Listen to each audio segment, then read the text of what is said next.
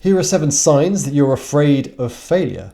And then we'll talk about what this fear of failure actually is and how you can help to manage it. The first sign is procrastination and avoidance. This can be even of things you really want to do, like hanging out with friends or submitting a creative proposal, going for a job you want. And it feels like 2 magnets that have the same pole and they're repelling each other and trying to push them together. You know, you push them together, it's whoa, they kind of swerve around each other.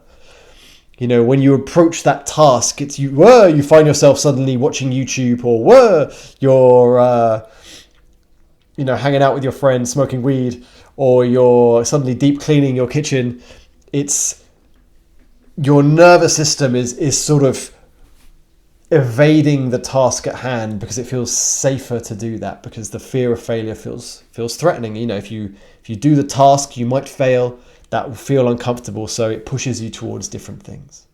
The second sign is over planning and overthinking things. I do this a lot, sometimes even with these videos, of trying to make sure I'm prepared for every eventuality because it feels safer. If I don't go in with that, it feels like, well, then I'm going to fail. I'm going to make a mistake. That'll feel really painful. So it's like try and do everything possible up front, which is always never going to work. It's impossible to prepare for every eventuality, but that doesn't stop us trying. So we do that over planning, overthinking so we don't fail because we're afraid of it.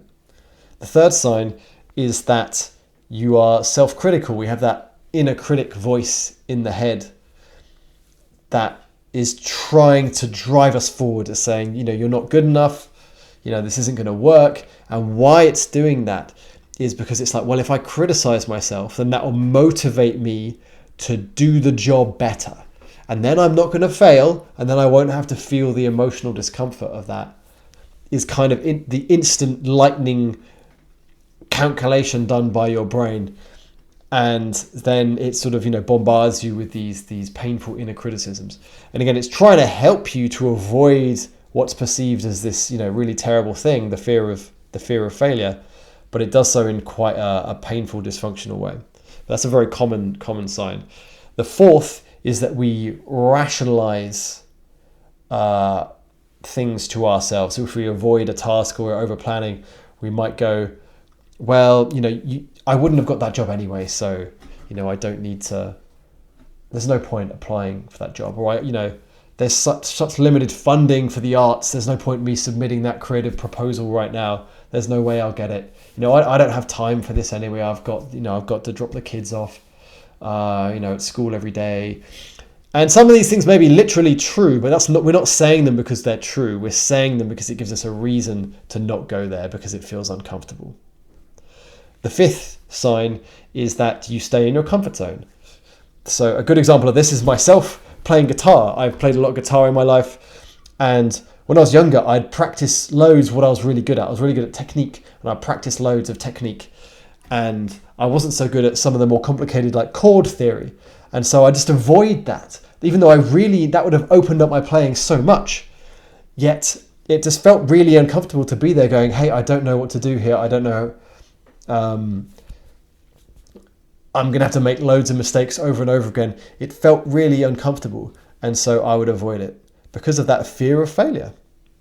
And there's, that can be in any domain of life, whether it's your job, even your relationships, your hobbies. We tend to just kind of stick to these areas that's comfortable, that feels safe. Even though, there's no danger in trying chords out, but it feels emotionally dangerous and threatening to be in that space where I don't know what I'm doing and I might make a mistake.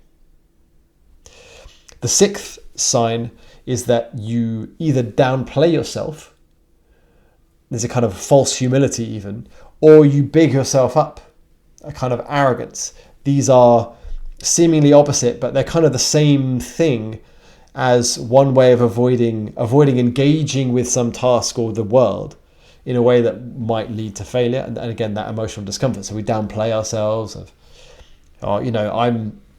my project is not that important really. So I'm not going to apply for funding. I'm not going to submit that proposal.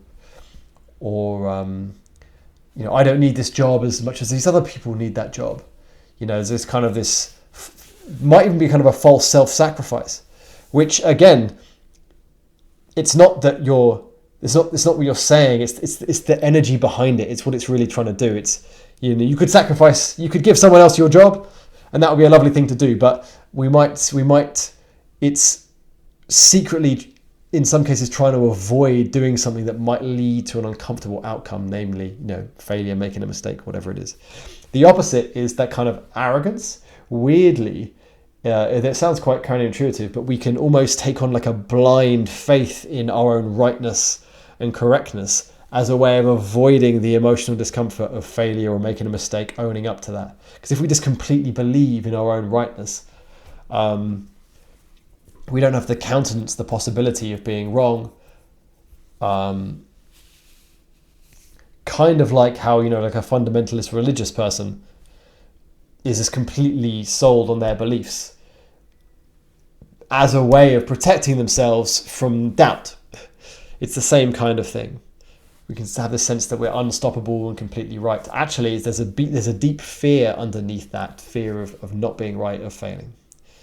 The seventh sign is judging or mocking others' failure. So you might see this a lot. If you've ever been on the internet, for example, you might be familiar with this dynamic. There's a lot of judgment or mocking, laughing at other people's failures. And what's going on here, it's a projection. When we see that in the other person, it triggers up our own fear of failure, our own shame and fear. It feels really uncomfortable. So we deny that and we project it outwards, and we see it in all the other people out there, and we spend our time judging or mocking them because it makes us feel better and suppresses our own fears. And that's another slightly subtler sign, or at least it's psychologically subtle and sort of deceptive. It's outwardly very, very obvious. So those are some signs, and I want to highlight that, or emphasize that they're all really innocent, right? It's not like because you're lazy that you're avoiding tasks. It's not because you lack discipline. You're not judging others because you are a judgmental bad person. This isn't the case at all. These are innocent protections. They're survival strategies. They're ways your nervous system has learned to cope. Because at rock bottom, this is an emotional issue. You can't think or willpower your way through because the root lies deep in your heart, in your body. Because, think about this. When you were a child, what you want the love and approval and praise of your caregivers, your parents. And it's terrifying when they withdraw that, when they judge you, when they criticize you. And think about what happened when you tried to succeed and maybe you failed. Maybe you were judged. What happened? Maybe you were criticized. Maybe you just didn't get anywhere near as much love and approval and praise as when you succeeded. So you learned that, okay, when I succeed, that's good. I get the love, the praise. When I don't do as well, I get ignored. And that feels so painful for a young child.